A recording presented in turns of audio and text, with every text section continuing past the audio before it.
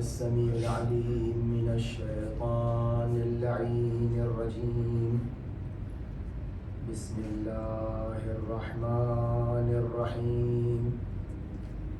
الحمد لله الذي لا يبلغ مدحته القائلون ولا يحصي نعماءه العادون ولا يؤدي حقه المجتهدون. الذي لا يدركه بعد الهمم ولا يناله غوص الفتن. الذي ليس لصفته حد محدود ولا نعت موجود ولا وقت معدود ولا أجل ممدود. فطر الخلائق بقدرته ونشر الرياح برحمته وابتدى بالصخور ميدان أرضه. ثم الصلاة والسلام على مولانا صاحب الدعوة النبوية والصولة الحيدرية والعصمة الفاطمية والحلم الحسنية والشجاعة الحسينية والعبادة السجادية والمآثر الباقرية والآثار الجعفرية والعلوم الكاظمية والحجج الرضوية والجود التقوية والنقاوة النقوية والهيبة العسكرية والغيبة الإلهية.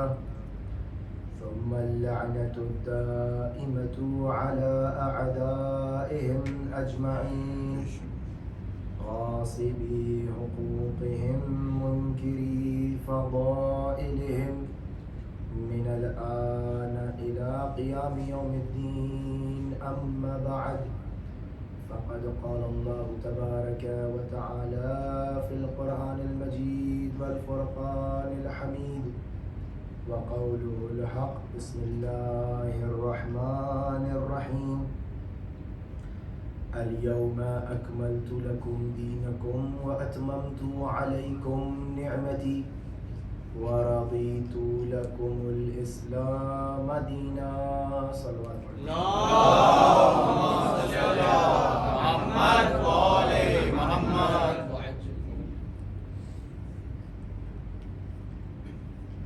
عزیزان گرامی، مسلسل آپ کے سامنے عزاداری کی اہمیت اور اس کا ثواب اور یہ کہ پروردگار عالم نے یہ جو ہم کو نعمت عطا کی ہے عزاداری کی، اس کا کس طرح خیال رکھا جائے اور اس کے کیا آداب ہیں، مباحث آپ کے سامنے پیش کر رہے ہیں. اور گزشتہ روز آپ کے سامنے وہ روایت پیش کی تھی کہ جس کے اندر یہ ارشاد ہو رہا تھا کہ جناب آدم جب زمین پر آئے اور ان کو جناب حوا نہیں ملی تو پروردگار عالم نے ان کی دعا کس طرح قبول کی. اور اسی مقام پر میں نے عرض کیا تھا کہ پروردگار عالم کی سنت یہ ہے کہ وہ اپنے تمام انبیاء کو امام حسین علیہ السلام کے غم سے آشنا کرتا ہے. بہت بڑی بات ہے. جس طریقے سے روایات میں موجود ہے کہ جب تک انبیاء نے رسول اللہ علی ابن ابی طالب حضرت فاطمہ الزہرا سلام اللہ علیہا کی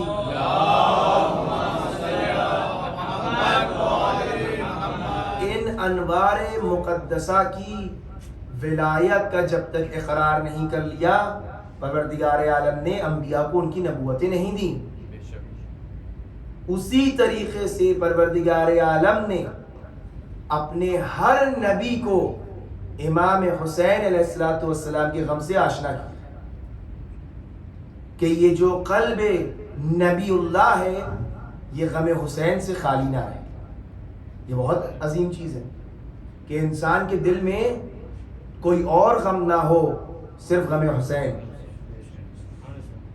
چنانچہ روایت ملتی ہے کہ جناب نوح علیہ السلام کی بھی جب کشتی چلی اور انہوں نے سب کو سوار کر لیا اور عذاب تقریباً ختم ہونے لگا تو جناب نوح کی کشتی ایک جگہ پر آ کر رک گئی، اور اس طرح رکی کہ پورے طوفان کو جناب نوح کی کشتی نے گزار دیا، لیکن جب یہاں پر آ کر کشتی رکی تو جناب نوح نے گھبرا کر پروردگار عالم سے دعا مانگی، یا اللہ یہ جو میری اب کشتی آ کے رکی ہے، پوری دنیا کی میں نے سیر کی اس کشتی پر، انسانوں کو بچایا، حیوانات کو بچایا، لیکن اب جو میں حالت دیکھ رہا ہوں، تلاطم دیکھ رہا ہوں، ان قریب شاید کشتی ڈوب جائے گی۔ اور جناب نوح کہتے ہیں کہ مجھے ڈر محسوس ہو رہا ہے، خوف محسوس ہو رہا ہے، اضطراب محسوس ہو رہا ہے، ایسا اضطراب کہ جو مجھے پہلے کبھی محسوس نہیں ہوا۔ تو جب اللہ پروردگار عالم کی بارگاہ میں جب جناب نوح نے یہ بات عرض کی تو جبرائیل امین اترے، اور اترنے کے بعد کہا اے نوح آپ پریشان نہ ہو، جو بھی نبی یا جو بھی وصی اس زمین سے گزرا ہے اس کو پریشانیوں کا سامنا کرنا پڑا ہے۔ کہا یہ کون سی زمین ہے؟ کہا یہ کربلا کی زمین ہے۔ یہاں کیا ہوگا؟ کہا یہاں سبت نبی شہید کیے جائیں گے، اور پھر پوری داستان بتائی کس طرح شہید ہوں گے۔ اور جب پوری داستان بتا دی، میں طولانی نہیں کرنا چاہ رہا ہوں چونکہ وقت جو ہے وہ بہت دیر ہو چکی ہے، لیکن کہا کہ جب یہ پوری داستان بتائی تو جناب نوح کی آنکھوں سے آنسو نکلنے لگے اور گریہ کیا جناب نوح نے۔ اور اب جناب جبرائیل سے پوچھتے ہیں جناب نوح کہ اب میں کیا کروں، میری کشتی نہیں پار ہو رہی ہے۔ تو کہا اگر آپ چاہتے ہیں کہ آپ کی کشتی پار ہو جائے تو آپ حسین کے قاتل پر لعنت کیجیے۔ ابھی مجھ سے سوال کر رہے تھے ہمارے بھائی کہ یہ روایات کہاں ہے، کیسی موجود ہے؟ ماشاء اللہ موجود ہے روایات، آپ ذرا سا سرچ کریے گا آپ کو ملیں گی۔ اور جہاں پر ہمیں یہ تاکید کی گئی ہے امام حسین کو یاد کریں، تو علماء نے کہا ہے کہ زیارت عاشورہ کے ذریعے امام حسین کو یاد کرو۔ جتنی دفعہ زیارت عاشورہ میں امام پر سلام ہے اتنی ہی دفعہ لعنت بھی ہے۔ اور یہ عزاداریاں بڑی قیمتی عزاداریاں ہیں، اس کو آسانی سے ہاتھ سے نہ جانے دیں۔ اساتذہ ہمارے کہا کرتے تھے اگر کوئی گھر میں نہ بھی ہو، ایک دو لوگ ہی کیوں نہ ہو، لیکن کم از کم سب کو لے کر بیٹھے انسان، مرثیہ پڑھے، نوحہ پڑھے، چند جملے مصائب کی ذکر کرے، اس سے بڑی برکتیں ہوتی ہیں۔ اور یہی وہ عزاداریاں ہیں کہ جن کے طفیل میں ہم اور آپ ذکر حسین بھی کرتے ہیں، ذکر امام علی بھی کرتے ہیں، اور اس دین کو باقی رکھنے کا سامان فراہم کر رہے ہیں۔ پروردگار عالم نے ارشاد فرمایا الیوم اکملت لکم دینکم، کہ آج ہم تمہارا دین کامل کر رہے ہیں۔ اور اسی آیہ کریمہ کے ذیل میں ابھی تک آپ کے سامنے چند معروضات پیش کیے، کچھ باتیں رہ بھی گئیں، کچھ باتیں اور بیان کرنا ہے۔ آج ایک مرحلے تک آپ کو لے کر جانا ہے، اور وہ یہ کہ یہ جو کہا جا رہا ہے الیوم اکملت لکم دینکم، کہ آج کے دن ہم نے تمہارا دین کامل کیا۔ تفسیروں میں مختلف تفاسیر ہیں، لیکن جس طریقے سے الیوم کا لفظ آیا ہے، الیوم اکملت لکم، آج کے دن، تو اس آج کے دن کون سی ایسی خصوصیت ہے؟ سوال سنیے گا توجہ سے، کہ یہ جو کہا جا رہا ہے آج کے دن ہم کامل کر رہے ہیں، تو یہ کون سا دن ہے؟ یہ آج میں اتنی کیا خصوصیت ہے؟ کیا اس سے پہلے جو دین پر عمل کیا کرتے تھے وہ کامل نہیں تھا؟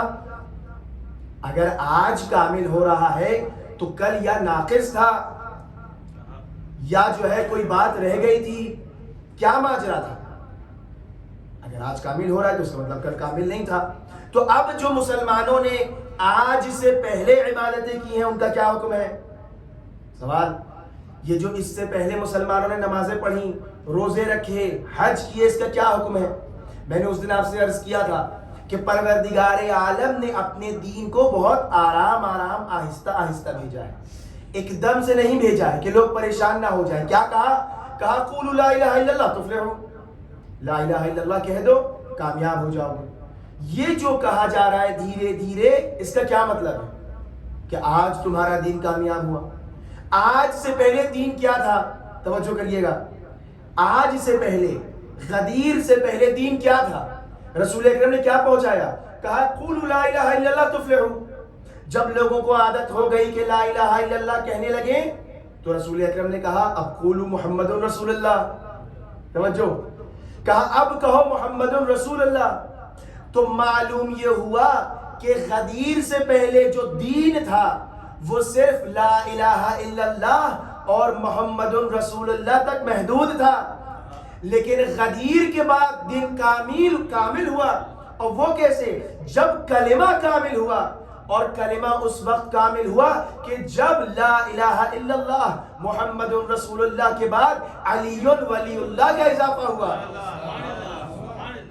یعنی ابھی تک علی ولی اللہ کا اضافہ نہیں ہوا تھا، اس لیے تمہارا دین ناقص تھا. اور کہا جا رہا ہے الیوم اکملت لکم دینکم، آج کے دن ہم کامل کر رہے ہیں.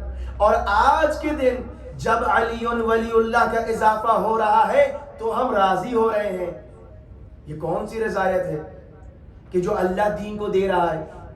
یہ کون سی کامیابی ہے جو اللہ دین کو عطا کر رہا ہے، کمال بخش رہا ہے؟ اور یہ بھی ایک عجیب بات ہے کہ خود اس آیت سے پہلے ایک جملہ ہے الیوم یئس الذین کفروا من دینکم، کہ آج کے دن بڑے کام ہوئے. آج کے دن دین بھی کامل ہوا اور آج کے دن کفار مایوس ہو گئے. آج کے دن کفار مایوس ہو گئے. یہ بھی عجیب ہے. تاریخ اسلام اٹھا کے دیکھیے، کہیں پر بھی یہ جو لفظ ہے کہ آج کے دن کافر مایوس ہو گئے کبھی نہیں آیا. کیوں نہیں آیا؟ مایوس ہو گئے یعنی کیا؟ یعنی جب کوئی شخص اپنے منصوبوں میں فیل ہو جاتا ہے تو کہا جاتا ہے یہ مایوس ہو گیا. یعنی اب وہ حرکتیں کرنا بند کرنا چاہتا ہے کہ اب ہم کوشش نہ کریں، ہم مایوس ہو گئے.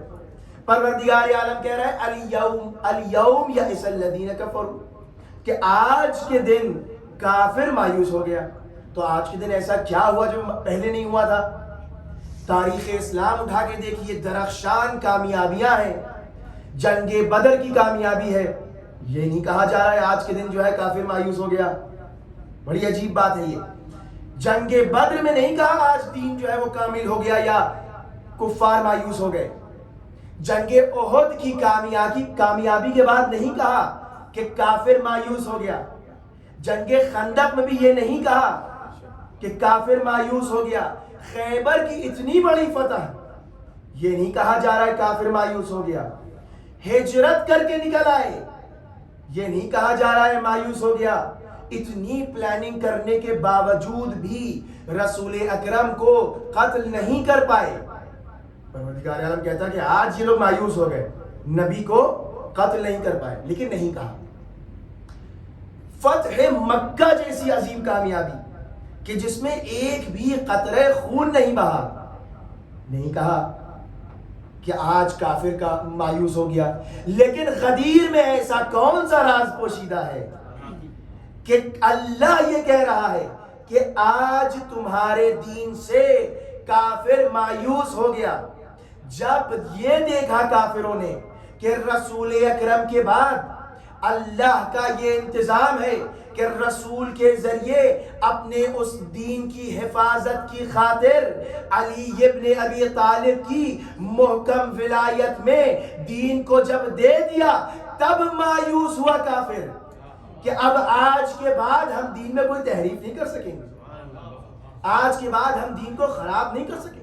یہ کون سے علی ابن ابی طالب ہیں؟ یہ وہ ہیں کہ جن کی شجاعت کے جوہر کافر دیکھ چکے تھے. کافروں کو پتا تھا کہ اگر رسول چلے گئے، وہ چاہتے تھے کہ رسول چلے جائیں گے تو ہم اپنے جیسا کسی کو بنا لیں گے. انہوں نے کوشش بھی کی تھی کہ اپنے جیسوں کو بنا دیں، لیکن اللہ نے کہا کہ ہم اس کو چاہتے ہیں جس کو ہم منتخب کر رہے ہیں. لَيَسْتَخْلِفَنَّ، ہم خلیفہ بنائیں گے، تم نہیں بناؤ گے، یہ ہماری ذمہ داری ہے. لہٰذا آج جو یہ کافر مایوس ہو رہا ہے وہ اس لیے مایوس ہو رہا ہے کہ علی ابن ابی طالب کی اس محکم ولایت کے حصار میں دین کو دیا جا رہا ہے. ولایت علی ابن ابی طالب حصنی، یہ وہ مضبوط قلعہ ہے کہ جس کے اندر یہ دین کامل ہو رہا ہے اور محفوظ بھی ہو رہا ہے. اور یہ جو کہا گیا کہ الیوم یئس الذین کفروا، یہ بھی ایک عجیب اس کے اندر گفتگو ہے. جب خطبہ غدیر ہم اٹھا کے دیکھتے ہیں، رسول اکرم نے اس اعلان سے پہلے خطبہ غدیر ارشاد فرمایا، اور اگر کبھی فرصت ہوئی تو اس خطبے کو آپ کے سامنے پیش کریں گے. اس کے چند جملے آج آپ کے سامنے پیش کرنا چاہ رہا ہوں کہ رسول اکرم نے جب سب کو جمع کیا اور جمع کرنے کے بعد لوگوں سے کہا ایھا الناس، جبرائیل امین میرے پاس آئے ہیں اور میرے اوپر کرارن ثلاثن 3 دفعہ مسلسل آتے رہے، اور آنے کے بعد مجھ سے کہنے لگے کہ بلغ بلغ بلغ ما انزل الیک من ربک، اے نبی اللہ وہ چیز جو نازل کی گئی ہے اسے پہنچا دیجئے. تو میں ہر دفعہ جبرائیل امین سے یہ کہتا تھا کہ اے جبرائیل پروردگار عالم کی بارگاہ میں جاؤ اور پروردگار سے کہو کہ آج رہنے دیں، آج نہ کریں. کیوں؟ توجہ کریے گا، رسول اکرم نے بہت اہم بات کی طرف اشارہ فرمایا. یہ جو مجمع ہے 1.25 لاکھ کا رسول کے سامنے، یہ ابھی حج کر کے آ رہا ہے، ابھی احرام پہن کے آ رہا ہے، سر منڈوا کے آ رہا ہے، قربانی کروا کے آ رہا ہے، تمام اسلامی احکامات اور شریعت پر عمل کر کے آ رہا ہے. لیکن یہ جو میرے سامنے مجمع ہے، رسول اکرم فرما رہے ہیں کہ مجھے معلوم تھا لعلمی، چونکہ مجھے معلوم تھا قلت المتقین و کثرت المنافقین، مجھے معلوم تھا کہ اس مجمع میں متقین بہت کم ہیں اور منافقین بہت زیادہ ہیں، اور میں ڈرتا ہوں کہیں ایسا نہ ہو کہ میری یہ جو تبلیغ ہے، یہ جو پیغام ولایت ہے رائگاں نہ چلا جائے. تو رسول اکرم بار بار جبرائیل امین سے کہہ رہے تھے کہ اللہ سے کہہ دو کہ آج نہیں، پھر کبھی مجھے معاف کر دیں. یہ نہیں تھا کہ جبرائیل امین کرنا نہ چاہتے ہوں، رسول اکرم اعلان نہ کرنا چاہتے ہوں، جبکہ میں بار بار یہ عرض کر رہا ہوں کہ رسول اکرم کی یہ جو ذمہ داری بلغ تھی، یہ بلغ صرف غدیر تک محدود نہیں تھی، بلکہ رسول اکرم نے اپنی پوری زندگی پیغام ولایت کو پہنچایا ہے، ہر موڑ پر پیغام ولایت کو پہنچایا ہے. جنگوں میں بتایا ہے، سفر میں بتایا ہے، حضر میں بتایا ہے کہ دیکھو میرے بعد تمہیں علی کو ماننا ہے. اور پھر جب یہ اعلان کیا تو اس کی گواہی حارث نے آ کر دی، اور کیا کیا؟ کہا یا رسول اللہ، آپ نے ہم سے کہا روزہ رکھو تو ہم نے روزہ رکھا، آپ نے ہم سے کہا نماز پڑھو تو ہم نے نماز پڑھی، آپ نے ہم سے کہا حج کرو تو ہم نے حج کیا. اب یہ کیا بات ہو گئی؟ آج آپ آ کر اپنے چچا زاد بھائی کو ہمارے اوپر تھوپ رہے ہیں. کہا یہ حکم میری طرف سے نہیں ہے، یہ حکم اللہ کی طرف سے ہے. اور پھر اس نے کہا، اور قرآن مجید نے یہ گواہی دی کہ سأل سائل بعذاب واقع للکافرین لیس لہ دافع، یہ وہ عذاب تھا کہ جو کافرین کے لیے نازل ہوا کرتا تھا. تو اب معلوم یہ ہو رہا ہے کہ جو ولایت امیر المؤمنین کی مخالفت کرتا ہے اس کے نصیب میں کافروں والا عذاب آتا ہے. یہ عجیب کیفیت ہے غدیر کے میدان کی کہ جہاں پر الیوم الیوم کہہ کر بار بار یہ خطاب ہو رہا ہے کہ آج ہم تمہارا دین مکمل کر رہے ہیں. اور یہ وہ علی ابن ابی طالب ہیں کہ جن کا مثل کوئی نہیں، لہٰذا یہ کافر مایوس ہوئے کہ اب ہم ان جیسا کس کو لے کر آئیں. علی کی طرح تو کوئی نہیں تھا. یہ علی وہ ہے کہ جو رسول کے بستر پر سو جائیں تو رسول کی جان بچ جائے، غدیر خم میں آ جائے تو ان کی شان بچ جائے. یہ عجیب علی ہیں کہ جب سو رہے ہیں تو آیتیں نازل ہو رہی ہیں، جب زکوٰۃ دے رہے ہیں تو آیتیں نازل ہو رہی ہیں. یہ علی، ان کی ہمسری کون کر سکتا ہے؟ یہ علی کون ہے؟ لوگوں نے بہت کوشش کی کہ ہم بھی زکوٰۃ دے کر آیت نازل کروا لیں، لیکن کیا یہ کوئی کھیل مذاق ہے کہ آیتیں نازل کروا لو گے؟ یہ علی ہیں، یہ علی ہیں جو سو کر بھی آیتیں نازل کرواتے ہیں۔ یہ ہمارا اور انسانوں کا بنایا ہوا اصول ہے کہ ہم کہتے ہیں جو سو گیا وہ کھو گیا، لیکن علی جب سو جاتے ہیں تو پا لیتے ہیں، مرضی پروردگار کو حاصل کر لیتے ہیں۔ اور پھر آیت اس طرح مدحت کرتی ہے کہ وَمِنَ النَّاسِ مَن يَشْرِي نَفْسَهُ ابْتِغَاءَ مَرْضَاتِ اللَّهِ، کہ اللہ کی مرضی کو حاصل کرنے کے لیے جو سو جاتا ہے اس کے لیے آیتیں نازل ہوتی ہیں۔ تو علی وہ ہیں کہ جن کا کوئی مثل نہیں ہے، جن کی کوئی شبیہ نہیں ہے، جن جیسا کوئی نہیں ہے۔ علی جیسا کون ہے؟ علی جیسے صرف رسول ہیں، کیونکہ وہ نفس رسول تھے، چونکہ وہ انفسنا کی منزل پر تھے۔ لہذا اب جب امیر المؤمنین سوئے ہیں تو رسول کی جان بچی ہے۔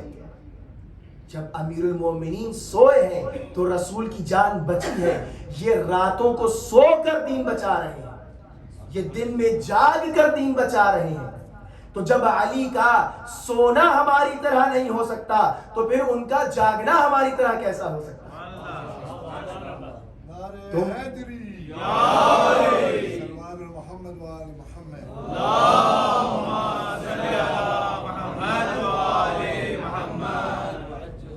تو علی ابن ابی طالب کون ہیں؟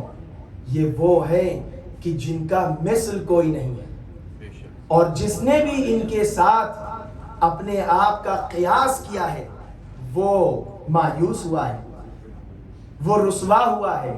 تاریخ میں ملتا ہے کہ یہ جو اعلان سلونی سلونی قبل ان تفقدونی تھا، یہ صرف اور صرف علی ابن ابی طالب کے لیے تھا اور صرف ان پر ہی جچتا تھا۔ لہٰذا سبت ابن جوزی نے جب یہ دعویٰ کیا بغداد کے منبر پہ آ کر اور کہا کہ پوچھو مجھ سے جو پوچھنا چاہتے ہو، تو پھر وہ رسوا ہوا۔ کس طرح؟ میں نے عرض کیا تھا آپ کی خدمت میں کہ جہاں کہیں بھی امیر المومنین کا چاہنے والا ہوتا ہے وہ حق بیانی سے پیچھے نہیں ہٹتا، وہ دین کے دفاع میں ضرور زبان کھولتا ہے، وہ ضرور دین کی حمایت کے لیے آگے بڑھتا ہے۔ اور جب یہ سبت ابن جوزی نے کہا کہ سلونی سلونی قبل ان تفقدونی، کہ پوچھو مجھ سے جو پوچھنا ہے اس سے پہلے کہ میں تمہارے درمیان نہ رہوں اور مجھے تم لوگ کھو دو، تو وہاں اس مجمع میں خاتون تھی کہ جو علی ابن ابی طالب کی چاہنے والی تھی، اور جب یہ سنا تو پھر اس علی کی چاہنے والی کو کہاں برداشت، اور اسی وقت ٹوکا کہ کیا اجازت ہے کہ میں کچھ سوال کروں؟ کہا سوال کرو۔ جب آپ نے یہ دعویٰ کیا ہے سلونی تو ٹھیک ہے سوال کرو۔ کہا میرا سوال یہ ہے کہ جب مسلمانوں کے تیسرے خلیفہ کو مار ڈالا گیا اور جب ان کو مار کر 3 دن کے لیے چھوڑ دیا گیا، کوئی ان کی تجہیز اور تکفین کے لیے آگے نہیں بڑھ رہا تھا، تو کیا یہ بات صحیح ہے کہ اس وقت مدینے میں علی موجود تھے؟ کہا ہاں یہ بات تاریخ میں تو ہے، علی ابن ابی طالب ان دنوں مدینے میں تھے۔ پھر پوچھا یہ بتائیے کیا یہ بات بھی صحیح ہے کہ مدائن میں سلمان محمدی کا انتقال ہوا اور علی ابن ابی طالب مدینے سے اٹھ کر فوراً مدائن گئے اور وہاں جانے کے بعد اس رسول کے صحابی کی تجہیز اور تکفین کا اہتمام کیا؟ کہا ہاں یہ بات بھی صحیح ہے۔ تو کہنے لگی کہ اب میرا سوال یہ ہے کہ علی ابن ابی طالب اگر یہ جانتے تھے کہ نبی کے صحابی اور ایک مومن کی تجہیز و تکفین فوراً ضروری ہے تو مدینے سے اٹھ کر مدائن چلے گئے، لیکن مدینے میں رہتے ہوئے عثمان کی تجہیز و تکفین کیوں نہیں کی؟ عجیب سوال کر لیا۔ اور جب سوال یہ کیا تو اب ان سے جواب بنا نہیں۔ یہ کیا کہتے؟ یا تو یہ کہنا پڑتا کہ عثمان غلط تھے یا یہ کہنا پڑتا کہ علی غلط تھے، اور دونوں باتیں کہہ نہیں سکتے تھے۔ تو ایک مرتبہ جلبلا کے کہا کہ اے خاتون، تو اگر اپنی مرضی سے آئی ہے یہاں اور اپنے گھر سے باہر نکلی ہے تو اللہ کی تجھ پر لعنت ہو، اور اگر تیرے شوہر نے تجھے گھر سے باہر نکلنے کی اجازت دی ہے تو تیرے شوہر پر اللہ کی لعنت ہو۔ بس ایک مرتبہ ان خاتون نے پوچھا یہ بتائیے کہ جنگ جمل میں مسلمانوں کی امی جان کس کی اجازت سے آئی تھی؟ یہ تاریخ میں واقعات موجود ہیں، یہ کس کی اجازت سے آئی تھی؟ اب یہاں پر بھی کچھ نہیں کہہ سکتے تھے۔ لہٰذا جس نے جب علی ابن ابی طالب کے ساتھ اپنی برابری کی ہے اس نے منہ کی کھائی۔ ایسا نہیں ہو سکتا کہ کوئی شخص آ کر امیر المؤمنین علی ابن ابی طالب کی برابری کرے، اور یہی ظلم تھا تاریخ کا۔ امیر المؤمنین فرماتے ہیں کہ الدہر قد انزلنی ثم انزلنی ثم انزلنی حتی قیل معاویہ وعلی، زمانے نے مجھے اتنا گرایا اور اتنا گرایا کہ لوگ کہنے لگے علی اور معاویہ، یعنی امیر المومنین کو یہ بات گوارا نہیں ہے کہ ان کا نام ان ناموں کے ساتھ لیا جائے، برابری کی جائے، چونکہ یہ کسی بھی طریقے سے ان کے ہم پلہ نہیں ہو سکتے، ان کی برابری نہیں کر سکتے۔ یہ علی ابن ابی طالب وہ ہیں کہ جن کے آنے کے بعد اللہ کہہ رہا ہے ہم تمہارے دین سے راضی ہوئے ہیں۔ صرف دو اس طریقے کے نام ملتے ہیں کہ جب اسلام سے اللہ راضی ہو رہا ہے تو یہ اسلام مرتضی بن رہا ہے، اور جب علی سے اللہ راضی ہو رہا ہے تو علی مرتضی بن رہے ہیں۔ پروردگار عالم کی بارگاہ میں اتنی بڑی قربانی دی کہ اپنا نفس بیچ دیا، تو پروردگار عالم نے کہا کہ تم نے میری مرضی حاصل کر لی، تم نے اپنا نفس مجھے دیا ہے تو تم نے میری مرضی حاصل کر لی۔ لہٰذا یہ جو علی ابن ابی طالب رات میں سوئے ہیں بستر رسول پر، صرف ان کا سونا عبادت ہے، ان کے سونے سے آیتیں نازل ہوتی ہیں، ان کا یہ سو جانا ہم کو بتا رہا ہے کہ ہمیں دین کس سے لینا ہے۔ دین کو غار میں رونے والے نے نہیں بچایا ہے، بستر پر سونے والے نے بچایا ہے۔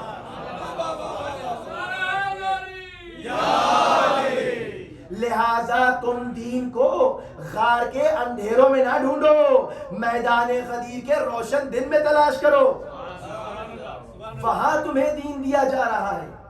وہ یہ دین ہے کہ جو دین مرضی پروردگار ہے، یہ وہ دین ہے کہ جس سے اللہ راضی ہے۔ یہ کوئی معمولی بات نہیں ہے کہ علی ابن ابی طالب اتنی بڑی قربانی دے رہے ہیں۔ میں نے عرض کیا تھا کہ یہ جو اب قربانی علی ابن ابی طالب دے رہے ہیں، یہ آج آپ اور ہم آسانی سے سنتے ہیں کہ امیر المومنین سو گئے اور سونے کے بعد صبح اٹھ گئے اور ہجرت کر لی۔ نہیں، ایسا نہیں تھا، بلکہ اس وقت موت یقینی تھی، حالات ایسے پرآشوب تھے کہ موت یقینی تھی، اور اگر موت یقینی نہ ہوتی تو پروردگار عالم اس طرح علی کا شکر ادا نہ کرتا۔ یہ آیت نازل ہونا بتا رہا ہے کہ عجیب اہتمام ہے اس دین کو بچانے کے لیے، عجیب قربانیاں دی جا رہی ہیں اس دین کو بچانے کے لیے۔ کون سا دین؟ کہ جو دین غدیر میں ہم کو ملا ہے۔ کون سا دین؟ وہ دین کہ جو کامل ہو رہا ہے علی ابن ابی طالب کے بعد۔ ہر دین کی طرف ہمیں نہیں جانا ہے، ہر دین اور ہر اسلام کو اور اسلام کے ہر ورژن کی طرف ہمیں نہیں جانا ہے، بلکہ وہ ورژن کہ جس میں علی ابن ابی طالب موجود ہے، وہ کہ جہاں اہل بیت موجود ہیں، وہ دین کہ جہاں ہمیں قربانی کا جذبہ ملتا ہے، وہ دین کہ جہاں ہمیں حق بیانی کا درس دیا جاتا ہے، ہر وہ دین نہیں۔ اور یہ جو خاتون کھڑی ہوئی جن کا تاریخی واقعہ میں نے آپ کے سامنے پیش کیا، ایسی ہمارے سامنے بہت سے نمونے ہیں، مثالیں ہیں۔ نہ صرف مردوں نے دین کو بچانے کے لیے قربانیاں دی ہیں، بلکہ تاریخ اسلام میں خواتین کی بھی عظیم قربانیاں ہیں۔ اور یہ جو ہم اور آپ غدیر کر رہے ہیں، اس لیے کر رہے ہیں تاکہ لوگوں کو غدیر یاد رہے۔ دیکھیے، دنیا میں بہت سی جسمانی بیماریاں ہوتی ہیں، بہت سی روحانی بیماریاں ہوتی ہیں۔ جسمانی بیماری کو انسان علاج کر لیتا ہے، اتنی بڑی کووڈ کی بیماری گزر گئی، لوگ جو ہے وہ پریشان رہے، دوائیں ڈھونڈتے رہے، تلاش کرتے رہے، لیکن لوگوں کو ان بیماریوں کا احساس نہیں ہے کہ جو اس سے زیادہ مہلک ہیں. ایک بیماری ہے الزائمرز ڈیزیز، کہ جو بھول جانے کی بیماری ہوتی ہے. یہ بھی ایک بہت سخت بیماری ہے، اور سب سے زیادہ بڑی بھول، یہ بھولنے کی بیماری جو اسلام میں ہوئی وہ یہ کہ لوگ غدیر کو بھول گئے. اور اگر زینب جیسا کوئی کردار غدیر میں موجود ہوتا تو پھر غدیر بھی کبھی بھلائی نہ جاتی، کیونکہ آج عاشور اگر زندہ ہے تو وہ زینب کبریٰ کی دین ہے. کتنی قربانیاں دی ہیں جناب زینب سلام اللہ علیہا نے. کوئی احساس کر سکتا ہے؟ اور قربانیاں جب انسان کہتا ہے تو قربانیوں سے مراد وہ مصیبتیں ہیں جو آپ نے برداشت کی ہیں، وہ صعوبتیں ہیں کہ جو راہ دین میں آپ نے برداشت کی ہیں. کون سی مشکلات کہ جناب زینب کبریٰ جب چھوٹی سی ہیں تب سے لے کر کربلا تک آپ نے دین اسلام کی خاطر بڑی مصیبتوں کو دیکھا ہے. مدینہ ہو، کوفہ ہو، کربلا ہو، شام ہو، ہر قدم پر جناب زینب نے مصیبتوں کو دیکھا ہے اور برداشت کیا ہے. مدینے میں جو مصیبتیں آئیں وہ کم نہیں تھیں کہ جب آپ اپنے گھر کا جلتا ہوا دروازہ دیکھ رہی تھی، یہ بہت بڑی مصیبت تھی. آپ نے اپنی مریض ماں کو دیکھا ہے، پسلیاں ٹوٹتے دیکھا ہے، یہ بہت بڑی مصیبت تھی. آپ نے اپنے والد ماجد کا زخمی سر دیکھا ہے، اسلام کی خاطر اس داغ کو بھی برداشت کیا ہے. جناب زینب مصیبتوں پر مصیبتیں برداشت کر رہی ہیں اسلام کی خاطر. کردار ہے یہ عورتوں کا اسلام میں کہ آپ نے اپنے بھائی حسن کا جب دوبارہ جنازہ آیا ہے تو دوبارہ آپ نے کفن دیا ہے اور تیروں کو جنازے سے نکالا ہے.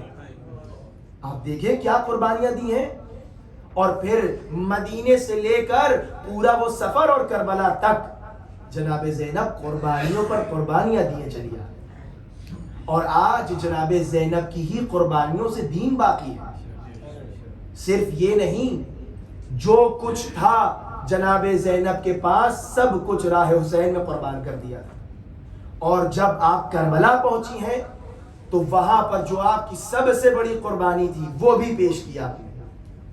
اپنے گود کے پالے اون محمد کی قربانی پیش کیا.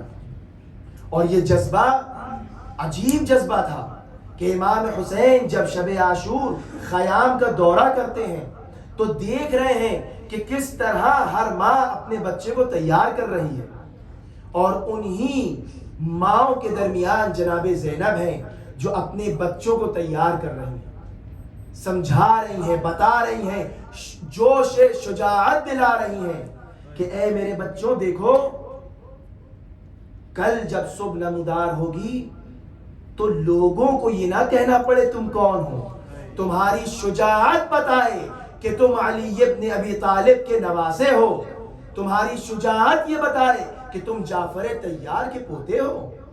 اور پھر ایک مرتبہ جناب زینب نے تیار کیا بچوں کو اور ایک وصیت کی کہ دیکھو یقیناً تم دونوں بہت شجاع ہو، لیکن جب جنگ کرتے کرتے جوش شجاعت میں فرات تک پہنچ جانا تو خبردار پانی نہ پی لینا. یہ کس بات کی تلقین ہے کہ دیکھو اگر تم پانی پی لو گے تو میں اپنے بھیا کو کیا منہ دکھاؤں گی. یاد رکھنا تمہارے ماموں کے بچے پیاسے ہیں، اجرکم اللہ. اور پھر وہ گھڑی آئی ظہر عاشور کی کہ جب یہ کے بعد دیگرے سب شہید ہونے جا رہے ہیں، ہر ایک شہید ہونے جا رہا ہے، اور جناب زینب کی یہ کوشش ہے کہ کہیں ایسا نہ ہو کہ علی اکبر شہید ہو جائے اور میرے بچے زندہ رہ جائیں. اجرکم اللہ. اور ایک مرتبہ آقا امام حسین سے فرماتی ہیں کہ بھیا حسین آپ میرے بچوں کو اذن جہاد کیوں نہیں دیتے؟ کہا کہ اے بہن زینب مجھے نہیں معلوم کہیں عبداللہ راضی نہ ہو. کہا نہیں، انہوں نے ہی بھیجا ہے ان دونوں کو کہ جب میرے آقا پر وقت پڑے تو دونوں کو قربان کر دینا. اجرکم اللہ۔ اور ایک مرتبہ جناب زینب نے امیر المومنین کا امامہ ایک بچے کو دیا، جعفر طیار کا امامہ دوسرے بچے کو دیا، اور امام حسین اور جناب عباس نے دونوں شہزادوں کو سوار کیا ہے، اور دونوں شہزادے میدان کارزار میں جاتے ہیں۔ پوری تفصیل آپ کے سامنے ہے۔ اور ایک مرتبہ جوش شجاعت میں جنگ کرتے کرتے دونوں جوان پسر سعد کے خیمے تک پہنچ جاتے ہیں، اور اب جب ظالم کو یہ احساس ہوتا ہے کہ کہیں ایسا نہ ہو کہ جنگ کا نقشہ پلٹ جائے، تو حکم یہ دیا گیا کہ ان دونوں بھائیوں کو جدا کیا جائے۔ اجرکم اللہ۔ ظالموں نے اب ایسی پلاننگ کی کہ اون ایک طرف ہو گئے، محمد ایک طرف ہو گئے، اور ایک مرتبہ دونوں شجاعت سے جنگ کرتے جاتے ہیں۔ 3 دن کے بھوکے پیاسے یہ نوجوان، ایک مرتبہ ایک کے سر پر تلوار پڑی، دوسرے کے سر پر گرز آہنین پڑا، دونوں بچے زمین پر آئے۔ ایک مرتبہ آواز دی، اے مامو جان میرا سلام قبول کیجئے۔ ادھر سے عباس دوڑے، ادھر سے حسین دوڑے، اور جب جنازوں پر پہنچے ہیں تو کیا دیکھا؟ ایک کی جان نکل چکی ہے اور دوسری کی سانسیں اکھڑ رہی ہیں۔ ایک مرتبہ اپنی اکھڑتی ہوئی سانسوں کے ساتھ ایک بچے نے مامو جان کے کان میں کچھ کہا۔ کیا کہتا ہے بچہ؟ اے مامو جان، جب خیمے میں جائیے گا تو میری مادر گرامی سے کہیے گا ہم فرات تک پہنچ گئے تھے لیکن پانی نہ پیا۔ اجرکم اللہ۔ خدا بندے عالم آپ کو کسی غم میں نہ رلائے سوائے غم امام مظلوم کے۔ ایک مرتبہ دونوں جنازوں کو امام حسین اور جناب عباس خیمے میں لے کر آئے، گنج شہیدہ میں رکھا گیا۔ وہ زینب کہ جو تمام مصیبتیں برداشت کرتی چلی آ رہی ہیں، ایک مرتبہ اپنے بچوں کو خون میں لت پت دیکھا، پاس آئی، زمین پر بیٹھی، اللہ کی بارگاہ میں سجدہ شکر بجا لائی۔ اے اللہ میری یہ قربانی قبول کرنا، اور اپنے بچوں کی طرف متوجہ ہوئی۔ اے اون محمد تم چلے گئے، اب میں حسین پر سے کس کو قربان کروں؟ اجرکم اللہ۔ یہ جناب زینب وہ ہستی ہیں کہ جنہوں نے امام حسین اور ان کی اولادوں پر صرف گریہ کیا، اپنے بچوں پر کبھی نہ روئیں۔ اور جب 11 محرم کو یہ کاروان اسیر ہو کے جانے لگا تو ہر بی بی ایک جنازے کے پاس کھڑی ہو کر روتی تھی، لیکن اس میدان میں 2 جنازے ایسے تھے کہ اس پر کوئی بی بی نہ گئی۔ ارے زینب کہاں تھی؟ زینب حسین کے جنازے پر، کبھی اکبر کے جنازے پر۔ روایت میں ملتا ہے کہ جناب زینب امام حسین کے جنازے کے ارد گرد چکر کاٹ رہی تھی، کبھی اٹھتی تھی کبھی بیٹھتی تھی۔ زبان حال یہ ہے کہ امام سجاد نے سوال کیا، اے پھپھی اماں آپ کیا تلاش کر رہی ہیں؟ اے بیٹا سید سجاد میں اپنے بھائی کے جنازے سے رخصت ہونا چاہتی ہوں، میں چاہتی ہوں بوسہ دے دوں، لیکن میرے باجائے کے جنازے پر کوئی ایسی جگہ باقی نہیں ہے کہ جہاں زخم نہ ہو۔ اجرکم اللہ۔ اپنے بچوں کو نہیں روئی، اسیر ہو کے یہ کاروان کوفے گیا، شام گیا۔ زینب مستقل نیزوں پر بلند سروں کو دیکھ کر روتی رہی، کبھی عباس کے سر کو دیکھ کر روتی تھی، کبھی حسین کے سر کو دیکھ کر روتی تھی، کبھی علی اکبر کے سر کو دیکھ کر روتی تھی، اور کبھی جب اون محمد کے سروں پر نظر پڑ جاتی تھی تو اپنا منہ پھیر لیتی تھی۔ ارے مجھے ابھی اپنے بھائی کی آخری نشانی سکینہ کا جو خیال رکھنا ہے۔ اجرکم اللہ۔ کبھی گریہ نہیں کیا، پورے سفر گریہ نہیں کیا۔ میدان کربلا سے لے کر کوفے اور شام کے بازاروں میں بھی کبھی گریہ نہیں کیا، حتیٰ یہ کہ تاریخ زندان میں جب تمام تبرکات آنے لگے تو زینب نے آگے بڑھ کر علی اکبر کے سر کو لے لیا لیکن اپنے بچوں کے سروں کو نہیں لیا۔ اجرکم اللہ۔ یہ کاروان آزاد ہوا، کربلا کی طرف گیا، 40 میں وہاں مجلس برپا ہوئی۔ زینب نے اپنے آپ کو عباس کی قبر پہ گرایا ہے، زینب نے اپنے آپ کو حسین کی قبر پہ گرایا ہے، لیکن کہیں نہیں ملتا کہ جناب زینب اپنے بچوں کی قبر پر گئی ہو۔ اور یہ کاروان ایک مرتبہ مدینے آتا ہے. جناب زینب نے سب سے پرسہ لیا, سب کو پرسہ دیا, جناب ام المؤمنین کو بھی پرسہ دیا, عباس کا پرسہ دیا, علی اکبر کا پرسہ دیا. کبھی جناب زینب اپنے نانا کے مزار پر جاتی ہے, اپنے نانا کو کربلا کے واقعات بتاتی ہے. کبھی بھیا حسن کے مزار پر آتی ہے, کبھی اپنی ماں زہرا کے پاس جاتی ہے. اے اماں, ہم کربلا میں سب کچھ لٹا کر آ گئے لیکن آل محمد کا ذکر نہ کیا. لیکن جب زینب اپنے تمام فرائض سے سبکدوش ہو گئی تو ایک مرتبہ اپنے گھر کی جانب گئی. ارے ماں کا دل تھا, عبداللہ نے دروازہ گھر کا کھولا, زینب نے اپنے بچوں کی نشانیوں کو دیکھا.